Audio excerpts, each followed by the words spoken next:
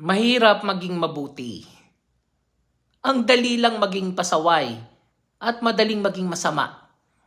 Ang daling mag-shortcut, ang daling mandaya, ang daling magsinungaling, madaling lumusot kahit mali.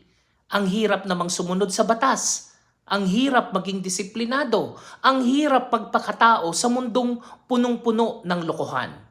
Minsan nakakapagod maging mabait. Pero alam mo ba?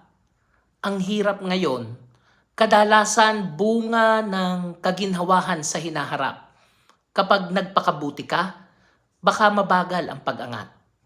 Pero matibay.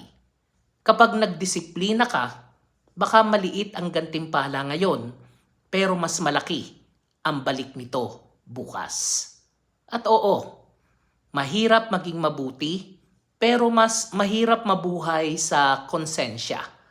Mas mahirap mawala ng respeto. Mas mahirap mawala ng tiwala. Kaya kung nahihirapan kang maging mabuti, tandaan, ang hirap ng kabutihan pansamantala lang. Pero ang bunga nito ay pangmatagalan.